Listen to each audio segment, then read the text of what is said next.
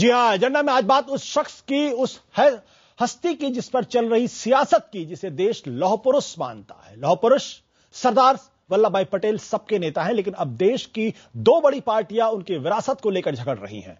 गुजरात के मुख्यमंत्री और बीजेपी के प्रधानमंत्री पद के उम्मीदवार नरेंद्र मोदी ने आज नर्मदा जिले में सरदार पटेल की प्रतिमा की नींव रखी। शिलान्यास समारोह में उन्होंने पटेल के बहाने कांग्रेस पर फिर तीखा हमला बोला। कहा कि प्रधानमंत्री बोलते हैं कि पटेल पक्के धर्मनिरपेक्ष हैं। देश को आज पटेल की ही धर्मनिरपेक्षता चाहिए, न कि वोट बटोरने वाली वोट बैंक की धर्मनिरपेक्षता। कांग्रेस ने ताव में आकर जवाब दिया, मोदी पटेल का दर्शन नहीं समझ सकते, उन्हें न इतिहास का ज्ञान है न भूगोल का। देखिए ऐतिहासिक शख्सियत पर दो पार्टियों के बीच मचा सियासी संग्राम।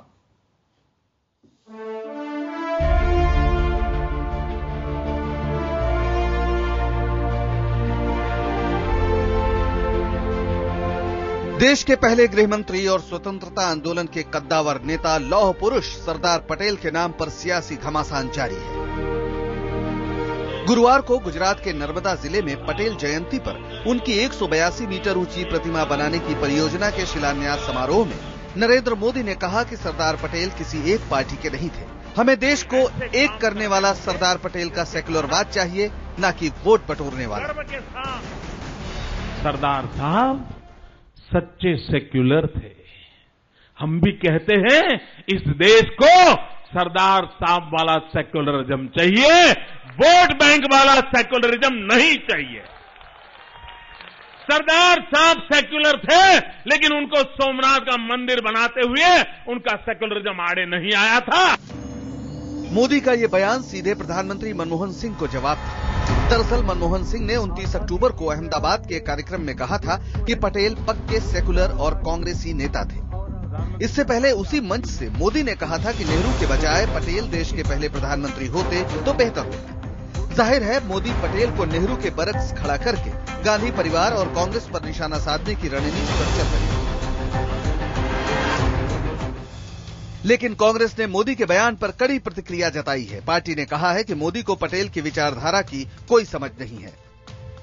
यह विचारों की स्वतंत्रता की अभिव्यक्ति की बात करने वाले ये लोग अगर सरदार पटेल की प्रतिमा भी लगाते हैं तो कम से कम उनके आदर्शों के ऊपर चलना तो सीखें। कि ना इतिहास का ज्ञान, ना भूगोल का ध्यान, ना मर्यादा का भान, ऊपर से लेकर के नीचे तक केवल अभिमान ही अभिमान। यही नहीं, मोदी के रुख को लोकतंत्र के लिए घातक बताते हुए पार्टी प्रवक्ता ने यह भी आरोप लगाया कि सरदार पटेल और आरएसएस के रिश्तों की सच्चाई उजागर करने वाले पत्रकार को धमकी दी जा रही है। सरदार के नाम पर शुरू हुई तकरार और कुछ नहीं बल्कि नेहरू के सामने सरदार को पेश करने की राजनीति है। इससे ज्यादा दुख की बात क्या होगी कि सरदार के नाम पर राजनीतिक दल अपना नफा नुकसान तराश रहे हैं। दीपक पटेल और कैमरामैन कुमार सिंह के साथ जनक दवे, नर्मदा, IBN 7। इस मसले में एजेंडा के 5 सवाल हैं। कांग्रेस और बीजेपी में लौह पुरुष को लेकर लड़ाई का असली मुद्दा क्या है? दूसरा सवाल, आजादी से 65 साल बाद आखिर बीजेपी को पटेल की याद क्यों आई? तीसरा सवाल, क्या सरदार के बहाने मोदी की नजर गुजरात के पटेल वोटों पर है? चौथा सवाल, पटेल के नाम पर देश को जोड़ने के बजाय तोड़ने की सियासत क्यों हो रही है? पांचवा सवाल, क्या यह कांग्रेस को जड़ से समाप्त करने का वैचारिक अभियान है? ये वो महत्वपूर्ण सवाल है। नरेंद्र मोदी सरदार पटेल को लेकर आक्रामक है। पटेल के जरिए वो गांधी परिवार के वर्चस्व पर सवाल खड़े कर रहे हैं। वहीं कांग्रेस पीछे हटने को तैयार नहीं है। वो पटेल के तौर पर चले गए मोदी के दांव का उतनी ही तीखी शैली में जवाब दे रहे हैं। और हां, और इन सब के बीच जैसे पटेल की विरासत को लेकर छीना झपटी मची हुई है, छीना झपटी की नौबत है। हमारा एजेंडा साफ है, लौह पुरुष पर सियासी लड़ाई नहीं होनी चाहिए। बात करने के लिए हमारे साथ है, स्टूडियो मौजूद है हमारे साथ हमारे सहयोगी एसोसिएट एडिटर पंकज श्रीवास्तव, जो इतिहास के विद्यार्थी हैं और इतिहासकार भी रहे हैं। दिल्ली से जुड़ रहे हैं बीजेपी नेता सुधांशु त्रिवेदी, आरएसएस के जानकार राकेश सिन्हा, इतिहासकार और जवाहरलाल नेहरू विश्वविद्यालय के प्रोफेसर आदित्य मुखर्जी, लखनऊ से जुड़ रही है कांग्रेस की नेता रीता बहुगुणा जोशी। आप लोगों का बहुत बहुत स्वागत है। सुधांशु त्रिवेदी जी, आप लोग कह रहे हैं कि वल्लभ भाई पटेल को एक तरीके से कांग्रेस से छीन लेना चाहते हैं, एक छीना झपटी सी मची हुई है। मेरा सवाल बहुत सीधा सा है, आप वल्लभ भाई पटेल को तो अपनाना चाहते हैं, लेकिन वल्लभ भाई पटेल ने जो आरएसएस पर टिप्पणियां की हैं उनके बारे में कुछ बोलने को तैयार नहीं है, क्यों?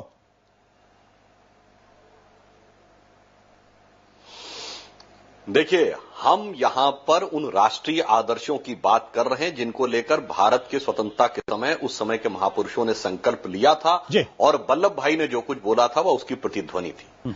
यदि राष्ट्रीय स्वयंसेवक संघ या अन्य संगठनों पर प्रतिबंध लगा, उनके प्रति क्या हुआ, इसको हम उससे अलग रख रहे हैं। हम इस कारण से किसी के प्रति विद्वेष नहीं रख सकते कि साहब हमारे साथ या संघ के साथ ऐसा हुआ था, वो एक अलग विषय है। यहां विषय उन सिद्धांतों का प्रतिपादन। जैसे मैं 2 उदाहरण देता हूं। जब आजादी मिली और सोमनाथ के मंदिर का निर्माण हुआ तो उसको भारत की संस्कृति का प्रतीक माना गया, सांस्कृतिक गौरव का प्रतीक माना गया और धर्म संप्रदाय से हटकर सभी लोगों की भावनाएं उसके साथ जुड़ी रहीं। डॉक्टर राजेंद्र प्रसाद भी उसके शिलान्यास में गए थे, जो कि भारत के प्रथम राष्ट्रपति थे। इसको मुद्दा नहीं बनाया गया क्योंकि वो सरदार पटेल का प्रांत था, इसलिए हम कहते हैं उस धर्मनिरपेक्षता की बात करते हैं। वहीं आप देखिए, राम जन्मभूमि जवाहरलाल नेहरू जी के प्रांत में पड़ गया। ऐसा फंसा कि आज तक फंसा ही रहा और सांस्कृतिक प्रतीक को संप्रदाय के आधार पर एक दूसरे से टकराहट उत्पन्न करने वाला मुद्दा बना दिया गया। सरदार पटेल का मैं दूसरा उदाहरण आपको बताता हूं कि 26 मई 1949 को उन्होंने संविधान सभा की बैठक में जब मुस्लिम आरक्षण का विषय आया तो उन्होंने साफ कहा कि जिन लोगों के मन में लीगी ख्याल है उनको अब इस ख्याल से बाहर आ जाना चाहिए और भारत में इस आधार पर, धर्म संप्रदाय के आधार पर किसी भी मत संप्रदाय के साथ पक्षपात नहीं होना चाहिए। आज जो लोग वही सांप्रदायिक आधार पर आरक्षण देने की बात करते हैं सर्वोच्च न्यायालय के बावजूद, क्या वो पटेल की राजनीति के विरासत कर रहे हैं? नहीं, पटेल ने जो कहा मेरा सवाल भाव का प्रतिनिधित्व भारतीय जनता पार्टी। आप जब वल्लभ भाई पटेल की बात करते हैं तो क्या वल्लभ भाई पटेल के विचारों को भी अपनाने के लिए तैयार हैं क्या? मेरा सवाल आपसे ये, और मैं पहला सवाल दो उदाहरण दूंगा। पहला उदाहरण इस बात को लेकर है, वल्लभ भाई पटेल, आपकी पार्टी और आरएसएस लगातार नेहरू और पटेल के बीच में एक तुलना करती है, लेकिन विभाजन और कश्मीर 2 मसले हैं जिस पर मैं चाहूंगा कि आप पटेल की बातों पर गौर करें, जवाब दें उस बात का। विभाजन के लिए वल्लभ भाई पटेल नेहरू से पहले तैयार हुए थे और कश्मीर के मसले पर वल्लभ भाई पटेल का साफ तौर पर यह कहना था कि it's a severe headache, I am quoting verbatim, जबकि नेहरू कश्मीर को छोड़ने के लिए बिल्कुल तैयार नहीं थे। क्या आप ये मानते हैं कि जो बात विभाजन के लिए पहले पटेल तैयार थे, नेहरू तैयार नहीं थे, कश्मीर को छोड़ने के लिए पटेल तैयार थे, नेहरू तैयार नहीं थे, क्या इन बातों से आप सहमत हैं, पटेल की बातों पर?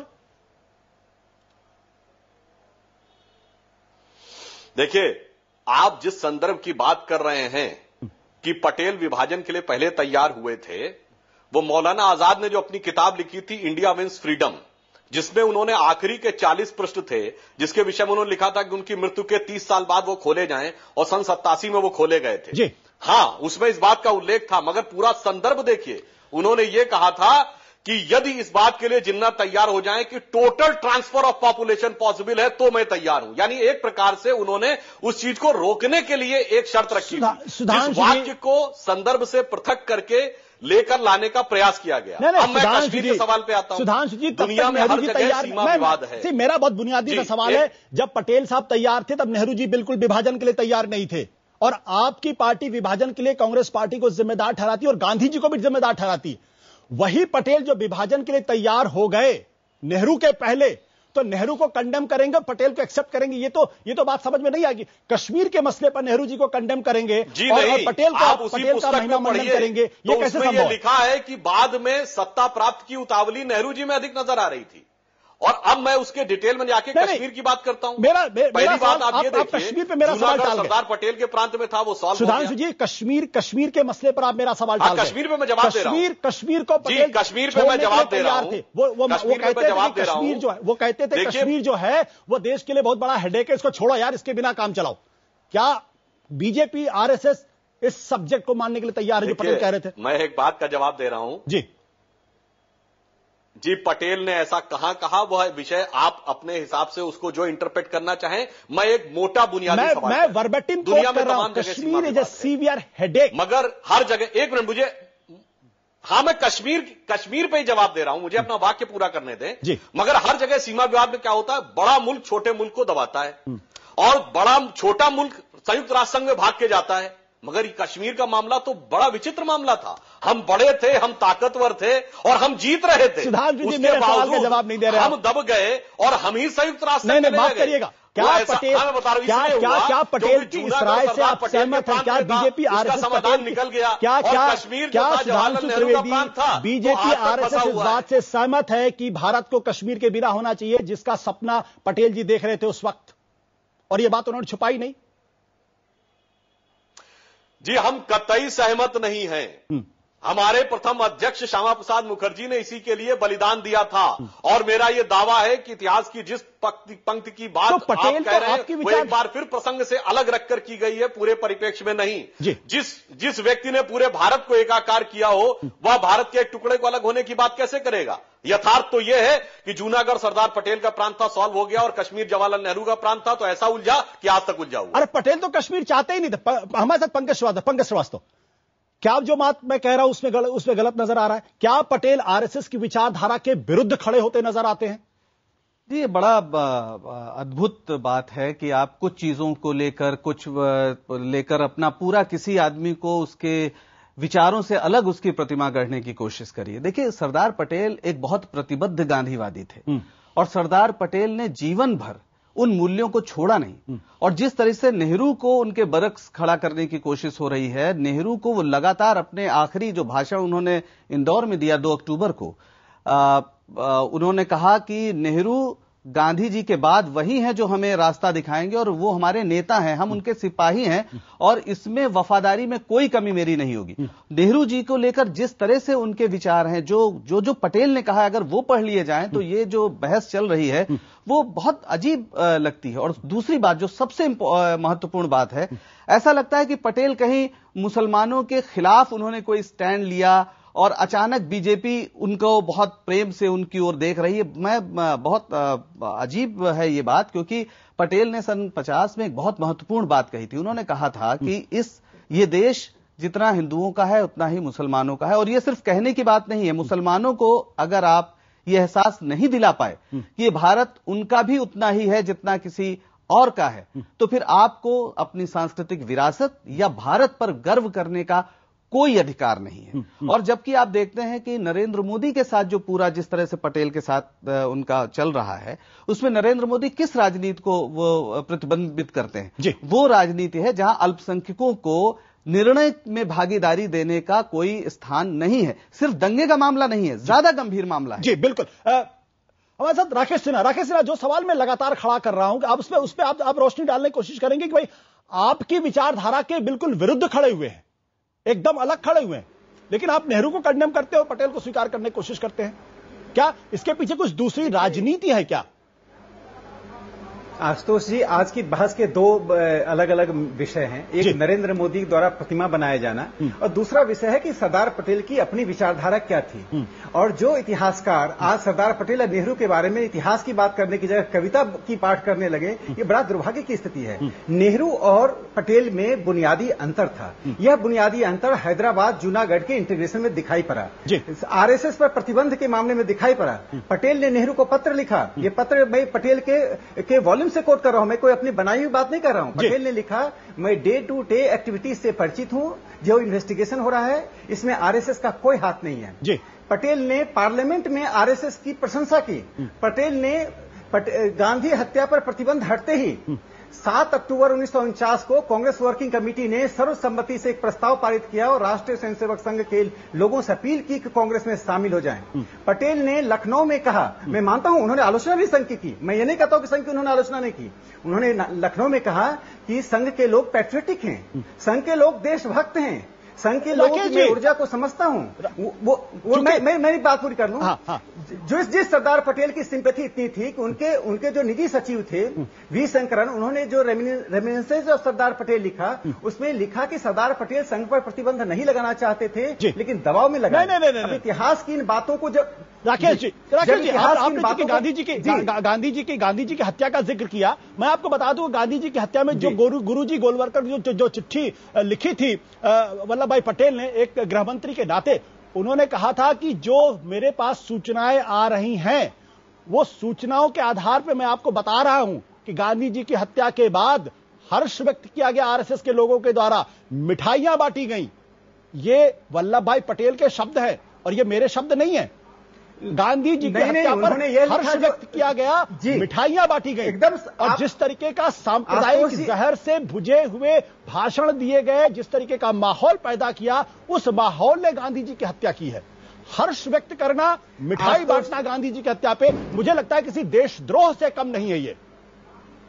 आशुतोष जी, महात्मा गांधी की हत्या से राष्ट्रीय स्वयंसेवक संघ का कोई संबंध नहीं है, पटेल ने सर्टिफाई किया। सरदार पटेल की कुछ आपत्तियां किया गया संघ नहीं, मैं देखिए मैं जो बात कर रहा हूं, नहीं आरएसएस पटेल ने कहा ऐसी सूचनाएं आ रही हैं, पटेल इससे सहमत नहीं थे। पटेल देश के गृह मंत्री थे। नेहरू देखिए नेहरू और पटेल का कॉरेस्पॉन्डेंस हमारे पास उपलब्ध है जी, और आप नेहरू पटेल के कॉरेस्पॉन्डेंस को देख लीजिए। पटेल ने कंटेस्ट किया, और आज के इतिहासकार परेशान इसलिए हैं जब तक एक तरफा आरएसएस पर अटैक होता था, जब उसको कंटेस्ट किया जा रहा तो उसका जवाब नहीं दे पा रहे हैं। पार्लियामेंट में पटेल ने संघ की प्रशंसा की। राकेश जी, बड़ी बात और क्या हो सकती है? मैं किसी नेहरू जी की बातों को कोट नहीं कर रहा हूं, मैं वल्लभ भाई पटेल की गुरुजी गोलवलकर को लिखी गई चिट्ठी का हवाला दे रहा हूं। उस हवाले में कहा गया है कि आरएसएस के लोगों ने हर्ष व्यक्त किया, मिठाइयां बांटी गांधी जी की हत्या पर। नहीं, आरएसएस लोगों ने नहीं, उन्होंने नहीं है गांधी जी की हत्या पर हर्ष व्यक्त करना। नहीं आशुतोष जी, उन्होंने जो कहा मैं बता रहा हूं, उन्होंने कहा कि ऐसी सूचनाएं मिल रही है को हर्ष व्यक्त की गई, आरएसएस पर नहीं कहा उन्होंने आरोप लगाया। अरे देश के आरोप लगे थे। और एक बात बता दूं, उस तरह के आरोपों के कारण ही पुणे में चितपावन ब्राह्मणों के साथ जो अत्याचार हुआ, तिलक की गिरफ्तारी के बाद, राकेश जी, वो अलग मसला है। सरकार ने अत्याचार किया, उसी प्रकार का अत्याचार किया। राकेश जी, वो बिल्कुल अलग मसला है के बीच, वो बिल्कुल अलग मसला है। आप जो मसला उठा रहे हैं, मैं कह रहा हूं कि पटेल और संघ के बीच एक परस्पर सहयोग और परस्पर सम्मान का भाव था। नहीं राकेश, पटेल संघ के प्रति कितना सम्मान रखते थे, इसके अनेक प्रमाण हैं। राकेश जी, जो चिट्ठी गुरुजी गोलवलकर को लिखी गई, जो चिट्ठी गुरुजी गोलवलकर को लिखी, वो आप एक पत्र की बात कर रहे हैं, मैं दर्जनों, आप एक चिट्ठी की बात कर रहे हैं, दर्जनों श्यामा प्रसाद मुखर्जी को जो चिट्ठी लिखी गई, प्रति सहमति व्यक्त की। हिंदू महासभा के नेता होते हुए श्यामा प्रसाद मुखर्जी को जो चिट्ठी लिखी गई, वो भी इतिहास में दर्ज है। हमारे साथ रीता जोशी बगुड़ा भी हो, साथ ही साथ आदित्य मुखर्जी भी। रीता जी, जिस तरीके से क्या कांग्रेस पार्टी इतनी कमजोर हो गई कि वल्लभ भाई पटेल को अपने साथ नहीं रख सकती है? क्या वल्लभ भाई पटेल के साथ वाकई इतिहास में अन्याय किया गया नेहरू गांधी परिवार को आगे बढ़ाने के लिए? देखिए, 3-4 बातें बिल्कुल साफ समझ लेनी चाहिए। सबसे पहली बात कि वल्लभ भाई पटेल कांग्रेस के थे, आजीवन रहे। उनका सिद्धांत, उनकी सोच धर्मनिरपेक्ष, समाजवादी और गांधी की विचारधारा से सहमति रखती थी। वो गांधी जी को अपना गुरु मानते थे, वो जिंदगी भर उन्हीं की फिलॉसफी पे चले। नेहरू जी का और वल्लभ भाई पटेल का सैद्धांतिक अंतर कोई नहीं था। और जो ये कहना चाहते हैं कि उनको आरएसएस से नाराजगी नहीं थी, तो ये जो सज्जन कोट कर रहे हैं उनके कोट्स को, इनको पूछिए क्या उन्होंने ये नहीं लिखा था कि मुझे इस बात में कोई संदेह नहीं है कि आरएसएस जिस प्रकार की भड़काऊ बातें करती है, नफरत की बातें करती है, उसी का परिणाम है कि आज गांधी जी की हत्या हुई है। क्या उन्होंने 1950 में खड़े होकर नहीं कहा सदन में, लोकसभा में स्पष्ट रूप से कि मैं सिद्ध कर सकता हूं कि हिंदू महासभा का हाथ, हिंदू महासभा के लोगों का हाथ गांधी के असैसिनेशन में, उनकी हत्या में है।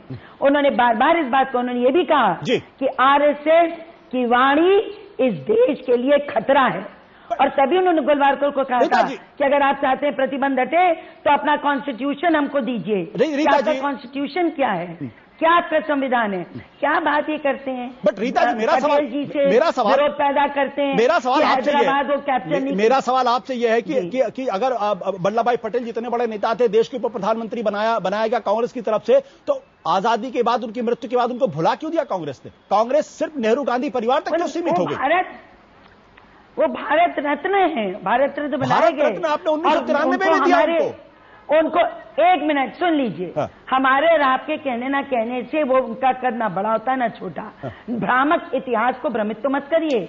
आपको एक सवाल पूछ सकते हैं, पर अगर आज आप ये कहें कि वो संघ परिवार उनको गोद लेना चाह रहा है, मोदी जी को और बीजेपी को बताना पड़ेगा कि क्या उनकी अवधारणा है आरएसएस के बारे में, हिंदू महासभा के बारे में, क्या वो मानते हैं, मोदी जी को बताना पड़ेगा। मेरा सवाल आपसे यह है कि नेहरू गांधी परिवार के रहते क्यों वल्लभ भाई पटेल की अनदेखी की गई? मेरा सवाल आपसे, उनको 1993 में कोई विरोध नहीं था, क्यों भारत रत्न दिया जबकि मिसेस गांधी को 1971 में दे दिया गया? मैं आपको सिद्ध करती हूँ कि वो दोनों एक थे, और जो भी निर्णय लिए गए वो सब साथ ले गया। वीपी मेनन साहब की किताब पढ़िए, जिसमें लिखा आपने मेरे सवाल का जवाब नहीं दिया। Story of the integration of Indian state Rita ji, और उसमें स्पष्ट है कि शुरू में थोड़ा मतभेद था, लेकिन रीता जी मैं उसमें जा ही नहीं रहा सारा प्लान मेरा सवाल यह कि वल्लभ भाई पटेल को इग्नोर किया कांग्रेस पार्टी ने, और आज अगर बीजेपी उनको अपनी तरफ लेने की कोशिश करी तो आप गृह मंत्री की और प्रधानमंत्री दोनों की थी।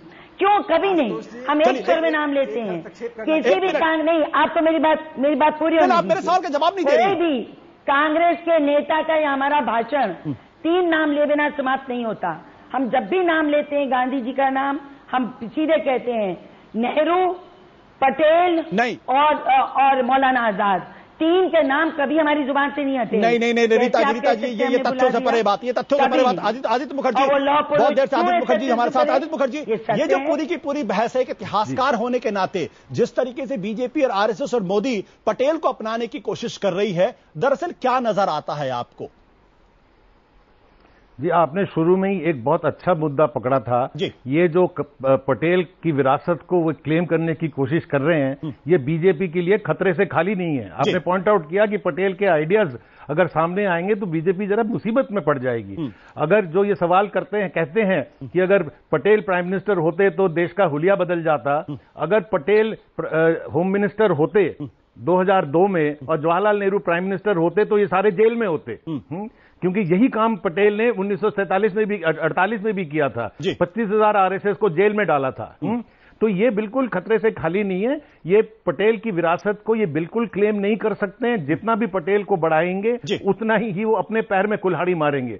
बिकॉज ये वो जिस विचारधारा को रिप्रेजेंट करते थे उससे बीजेपी तो छोड़िए, मोदी का तो कोई सवाल ही नहीं आता उसके आसपास भी भटकने का। ये क्योंकि ये बिल्कुल विपरीत समझ के लोग हैं, ये पटेल को नहीं अप्रोप्रिएट कर सकते हैं। बट लेकिन आदित्य जी ये भी सच है जिस तरीके से कह रहे कि वल्लभ भाई पटेल ने आरएसएस को एक देशभक्त संगठन भी कहा था और कहा था कि ये देशभक्त लोग हैं।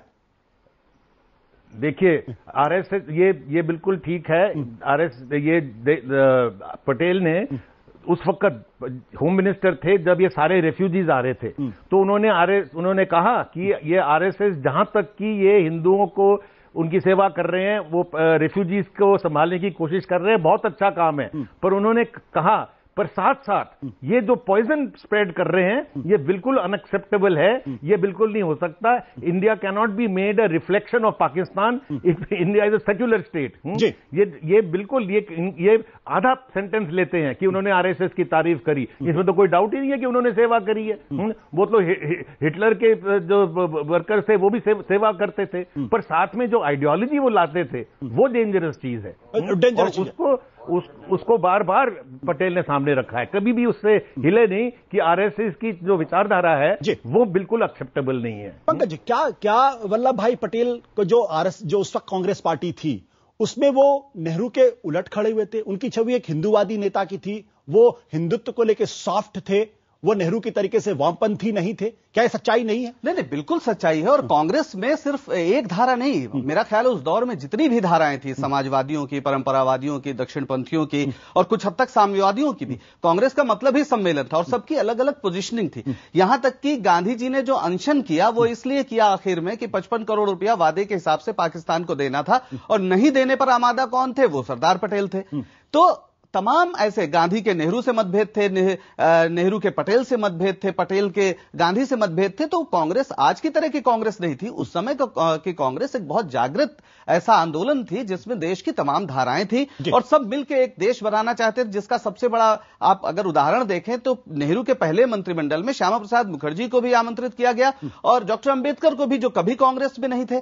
लेकिन मेरा ख्याल है इसमें जो सबसे इसको गंभीरता से हमें सोचना चाहिए कि ऐसा क्यों हो रहा है। दरअसल भारतीय राष्ट्रवाद जिसको हम समझते हैं उसकी बुनियाद साम्राज्यवाद विरोध है। यानी अंग्रेजी शासन के खिलाफ किसने किस तरह से अपनी भूमिका अदा की। गांधी जी की भूमिका हमें स्पष्ट नजर आती है, कांग्रेस की भूमिका नजर आती है और 42 के पहले वामपंथियों की भी नजर आती है। लेकिन हम देखते हैं कि जो अपने को हिंदू राष्ट्रवाद से जो लोग जोड़ते हैं वो स्वतंत्रता आंदोलन में कहीं नजर नहीं आते हैं। सावरकर भी हिंदू महासभा के गठन के पहले जो उनका पूर्वार्ध है, उसके बाद जब 1923 में उन्होंने हिंदुत्व लिखी और छोड़ के आए, उसके बाद वो अंग्रेजों के खिलाफ कभी कुछ नहीं बोले। हेडगेवार जब कांग्रेस में थे कुछ दिन वो जरूर कार्यकर्ता के रूप में उन्होंने काम किया, लेकिन उसके बाद वो आरएसएस ने लगातार कोशिश की कि जो ब्रिटिश विरोध है हमारे राष्ट्रवाद का आधार, उसको खत्म किया जाए। तो चूंकि आपके पास नायक नहीं है स्वतंत्रता आंदोलन के, तो आप राष्ट्रवादी होने के लिए नायकों की जरूरत है, और पटेल पर इसलिए आपका पंकज जी बहुत जबरदस्त बात आपने कही, और आपने कहा कि चूंकि बीजेपी और आरएसएस के बाद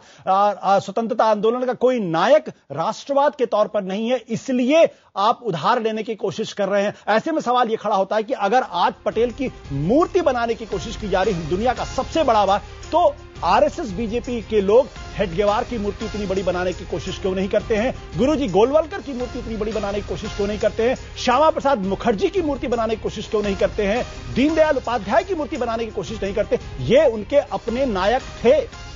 बीजेपी आरएसएस को कांग्रेस के नायक की जरूरत क्यों पड़ती है, सवाल है। इस पर करेंगे चर्चा।